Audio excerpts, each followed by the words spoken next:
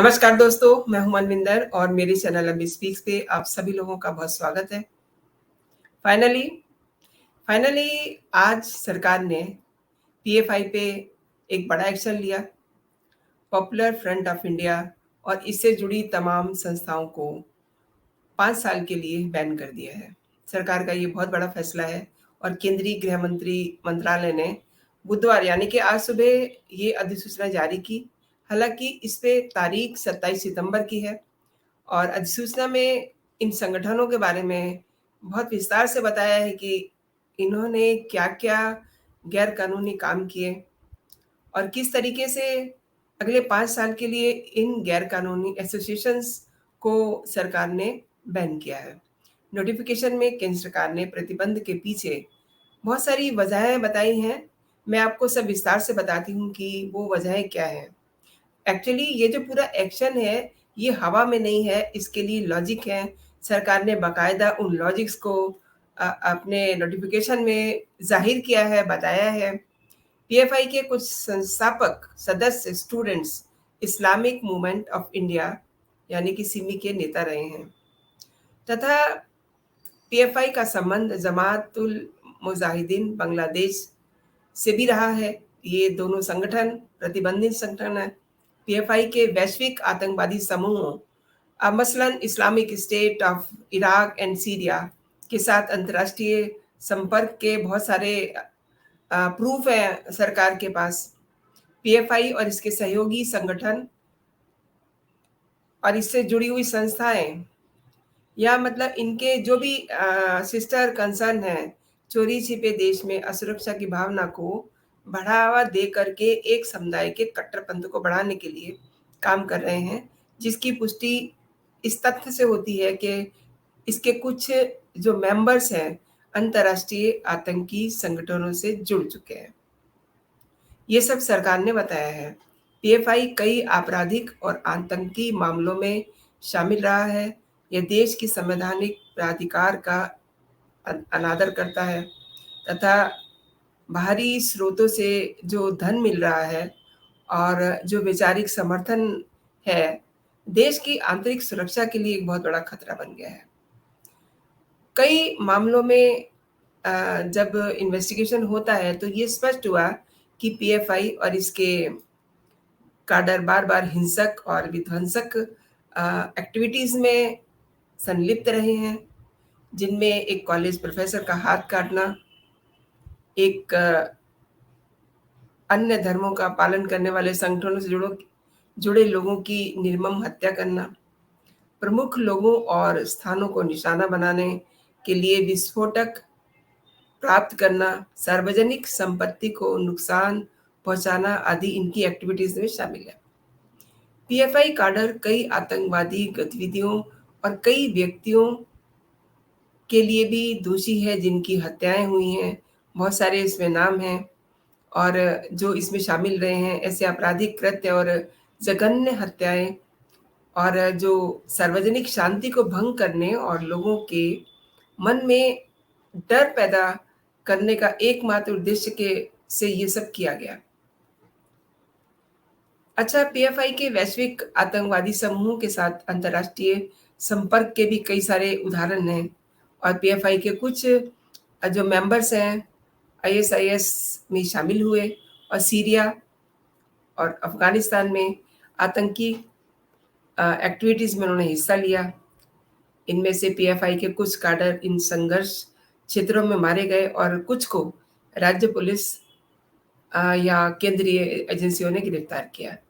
इसके अलावा पीएफआई का संपर्क प्रतिबंधित आतंकवादी संगठन जमातुल मुजाहिदीन बांग्लादेश से भी रहा है। पीएफआई के पदाधिकारी और काडर तथा इनसे जुड़े अन्य लोग बैंकिंग चैनल, हवाला दान आदि के माध्यम से सुनियोजित आपराधिक षड्यंत्र के तहत भारत के भीतर और बाहर से धन इकट्ठा कर रहे हैं और फिर उस धन को जेन्युइन दिखाने के लिए कई तरह के खातों के माध्यम से उनका लेन-देन कर रहे हैं और उनकी लेयरिंग और एकीकरण करते हैं। ऐसे धन का प्रयोग भारत में विभिन्न आपराधिक और विधि विरुद्ध और आतंकी कार्यों के लिए किया जा रहा है। ये लॉजिक दिया है।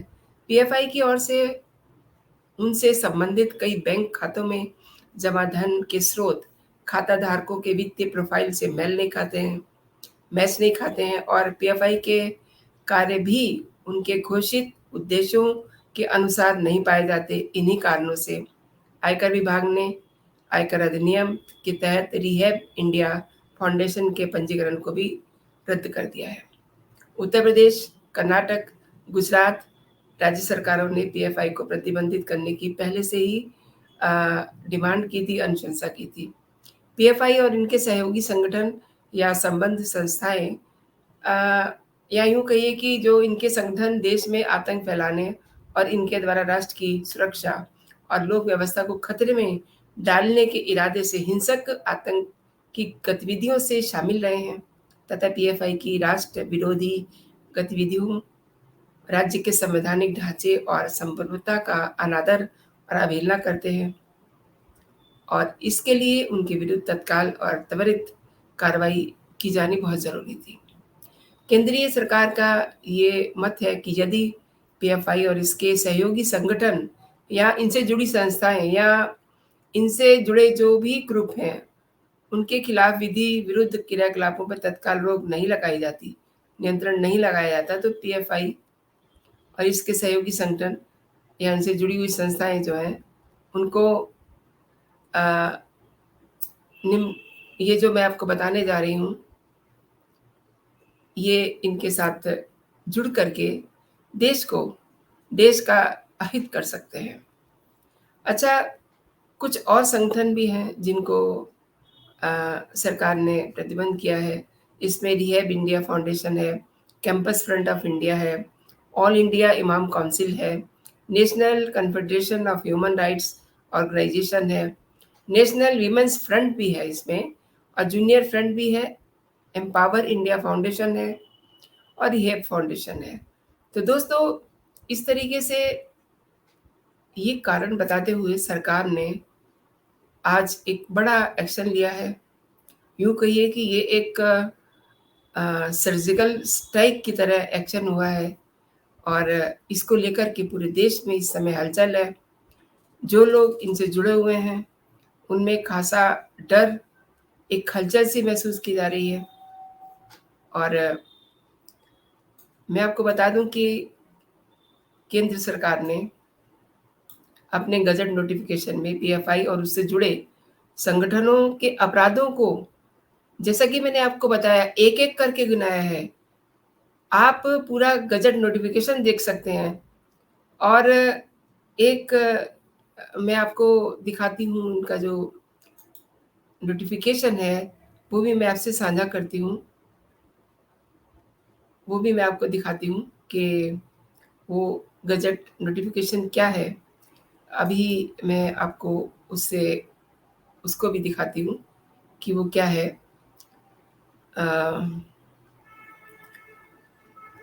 दरअसल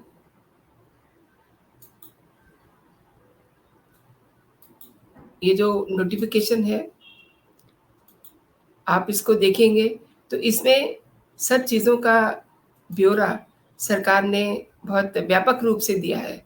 ये गजट है भारत सरकार का, जिसमें सब चीज़ों को गिनाया गया है कि क्या-क्या रीज़न है। हालाँकि इसको आज जारी किया गया है, लेकिन इस पे तारीख कल की है, यानी कि कल जब उन्होंने फाइनली उन्होंने सब ऑपरेशन पूरा कर लिया, उसके बाद उन्होंने इसके लिए एक्शन उठाया। कई सारी बातें हैं दोस्तों इसमें कि मतलब इनके पास पैसा कहाँ से आता था। दूसरा ये कि कई सारी राज्य सरकारों ने इनको बैन करने की पहले से ही मांग की हुई थी और ये जो पैसा आ रहा था, ये पैसा ब्लैक मनी को किस तरीके से ये वाइट करते थे और उसके बाद बड़ी बात ये है कि इस पैसे को वो देश के विरोध में इस्तेमाल कर रहे थे।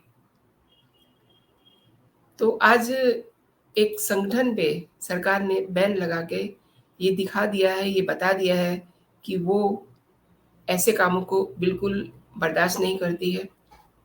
दोस्तों, ये कंटेंट आपको कैसा लगा? आप मुझे मेरे कमेंट बॉक्स में ज़रूर बताइएगा। और अगर आप पहली बार मेरे चैनल पे आए हैं तो आप मेरे चैनल को सब्सक्राइब ज़रूर कीजिएगा। अगर ये वीडियो आपको पसंद आई है तो आप इसे लाइक कीजिए और अपने दोस्तों में भी इसको शेयर कीजिए। जय हिंद, जय भारत।